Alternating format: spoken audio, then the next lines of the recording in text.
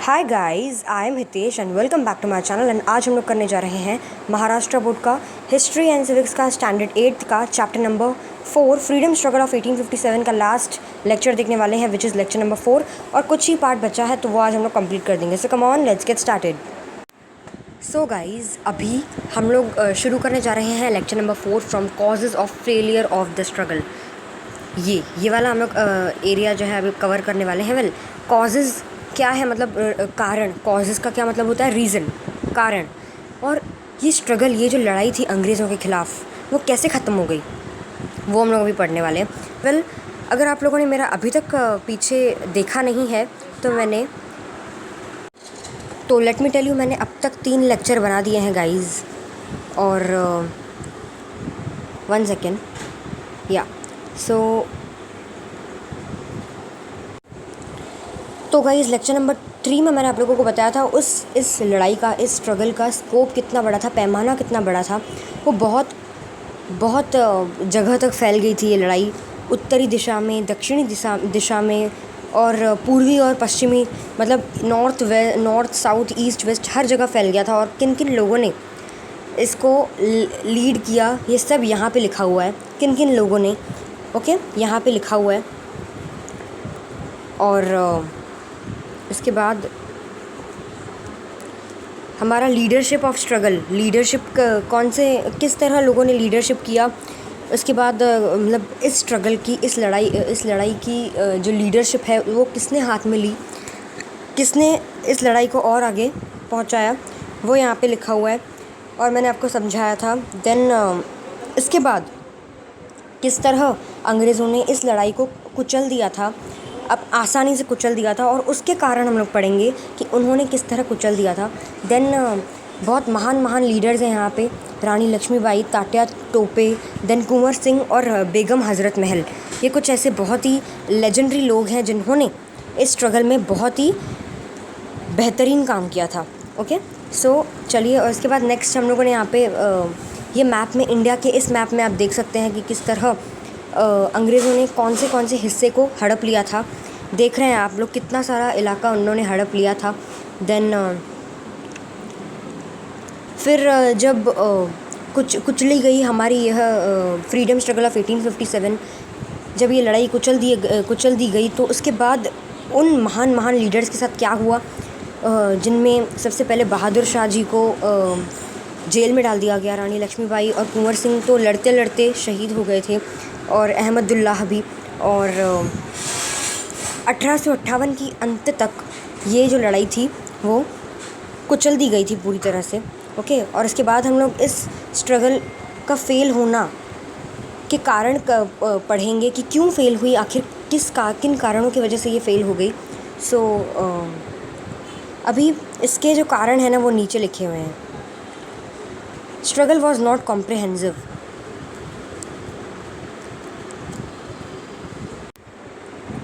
Okay, तो ये struggle जो थी, ये जो लड़ाई थी, वो हर तरफ इक्वल नहीं थी, साइमल्टेनियसली, मतलब हर तरफ समानता से नहीं चल रही थी। मतलब समझो झांसी में चल रही है तो वो लखनऊ में वैसी नहीं चल रही थी जैसी झांसी में चल रही है।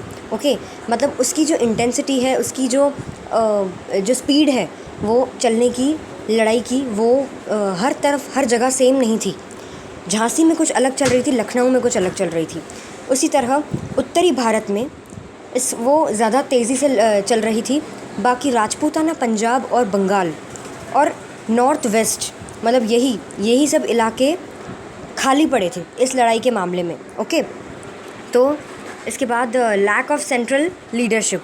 अभी लीडरशिप भी कुछ जगहों पर लोगों ने अच्छी तरह से नहीं की, इसलिए ये लड़ाई और कमज़ोर हो गई। Okay, there was no commonly accepted leader to fight against the British. वहाँ पे कॉमन एक हर जगह लड़ने वाला एक ऐसा लीडर नहीं था जो कि अंग्रेज़ों के ख़िलाफ़ एकदम कड़ी लड़ाई टक्कर दे सके। और इस वजह से ये लड़ाई कुछ जगह एकदम अच्छी तरह से चल रही थी, तो कुछ जगह बहुत ही बुरी तरह से चल रही थी। ओके, और due to this there was no uniformity in this struggle against the British. Okay, So the struggle did not take place simultaneously all over India. Its intensity was more severe in North India, but Rajputana, Punjab, some parts of Bengal and Northwest India remained aloof. Okay, so most of the feudatory princess remained aloof. मतलब अभी बहुत सारे ऐसे राजकुमार थे जो खाली चले गए। मतलब ऐसी बात नहीं थी कि सिर्फ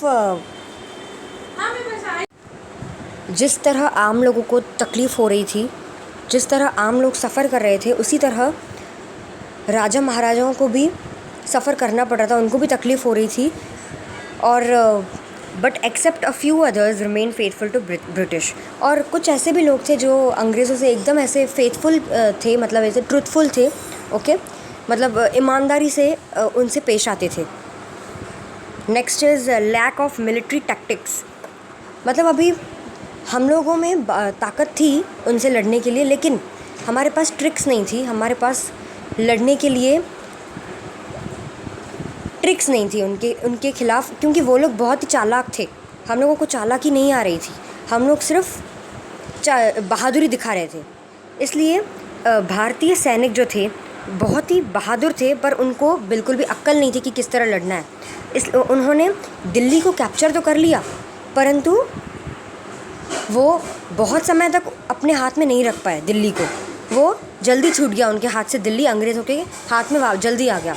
और इसी तरह हमारे पास बहुत कम सैनिक थे और हम लोगों के पास अक्ल भी नहीं थी कि किस तरह लड़ना है। इसलिए ये भी एक कारण है कि 1857 की लड़ाई में हम हार गए।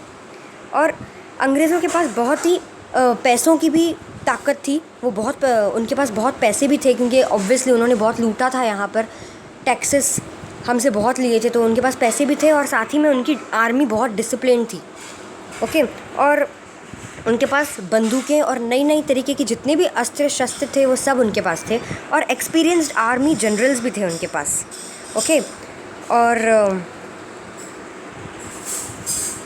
सिंस ट्रांसपोर्ट एंड कम्युनिकेशन, हालांकि ट्रांसपोर्ट जैसे लोकल ट्रेन्स और कम्युनिकेशन का जो सब कुछ था वो उनके पास, उनके हाथ में था, जो पावर था वो सब उनके हाथ में था, इसलिए वो कुछ भी कर सकते थे।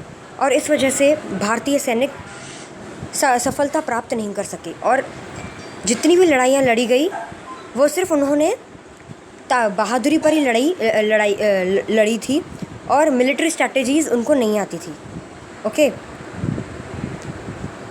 तो नेक्स्ट है हमारा अभी international situation favourable for British. अभी अंग्रेज़ों की जो रिलेशन थी वो दूसरे देशों के साथ भी बहुत अच्छी थी। उन्होंने हमारे साथ व्यापार करने के लिए, हमारे साथ बिज़नेस करने के लिए उन्होंने रशिया के साथ लड़ाई की थी, और उसको क्राइमीन वॉर का नाम दिया गया है। वो जस्ट ख़त्म ही हुई थी, तो उन्होंने वो लड़ाई जीत ली थी, और उनका ट्रेड रिलेशंस दूसरे देशों के साथ भी बहुत अच्छा था दुनिया में। तो उनकी जो नेवल स्ट्रेंथ है, मतलब जो नेवी है उनकी, वो भी बहुत बहुत ताकतवर थी, बहुत बड़ी थी नेवी उनकी, उनके पास बहुत आधुनिक जहाज़ थे। ओके, और इसमें हमारे पास कुछ भी नहीं था। ओके, हम लोग इसमें हारे हुए थे। तो the Crimean War with Russia was just over. The British won the war. They had trade relations with different countries in the world. The naval strength of British was vast, whereas the Indian rebels was isolated.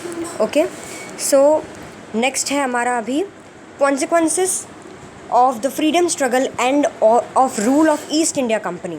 Okay, so guys, अभी due to the, अभी मैं आपको पढ़ के बताता हूँ ये क्या लिखा है यहाँ पे। अभी ईस्ट इंडिया कंपनी का रूल लगने के बाद भारतीयों के अंदर बहुत गुस्सा उमड़ रहा था, और ब्रिटिश रूल को स्ट्रगल करना पड़ रहा था, क्योंकि हम लोगों ने भी क्रांति कर दी थी। और इसलिए ब्रिटिश पार्लियामेंट, जो इंग्लैंड की पार्लियामेंट है, गवर्नमेंट है, उनको उनको मजबूरी में कंपनी को हटाना पड़ा, और ख़ुद गवर्नमेंट ऑफ इंडिया बन के यहाँ पर रूल करने का उनको काम करना पड़ा। और इसलिए एक नया एक्ट उन्होंने चालू किया, which is government of India act 1858, जो कि the governor general was now designated as the viceroy of India. अभी गवर्नर जनरल को अभी वॉइस रॉय ऑफ इंडिया बना दिया गया था। लॉर्ड कैनिंग को भारत का पहला गवर्नर जनरल बनना पड़ा। ओके।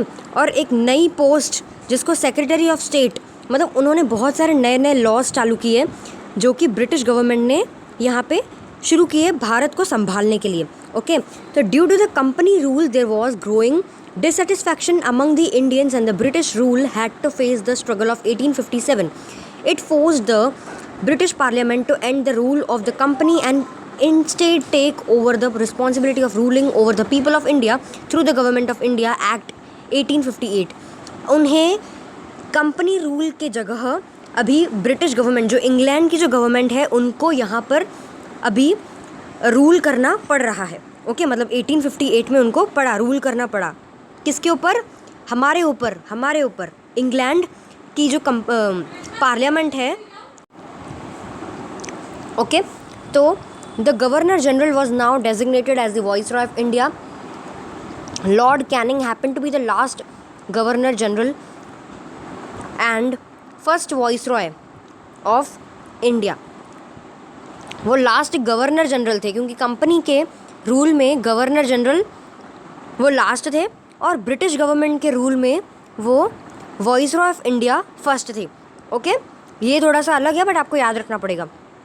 और उन्होंने एक नया सेक्रेटरी ऑफ स्टेट, एक नई पदवी बनाई जिसमें ब्रिटिश गवर्नमेंट में उन्होंने ये ब्रिटिश गवर्नमेंट ने सेक्रेटरी ऑफ स्टेट की नई पदवी बनाई ताकि वो किसी एक को वाइसरॉय अपॉइंट कर सके और वो भारत के जितने भी अफेयर्स हैं उसको संभाल सके। ओके, तो इस तरह ब्रिटिश गवर्नमेंट ने रूल ले लिया कंपनी रूल के इंस्टेड। ओके, सो चलिए अभी हम लोग नेक्स्ट पैराग्राफ में आते हैं, विच इज़ क्वींस प्रोक्लेमेशन। मतलब क्वीन विक्टोरिया जी थी वहाँ की, इंग्लैंड की, उन्होंने क्या रिएक्ट किया इस बात पे।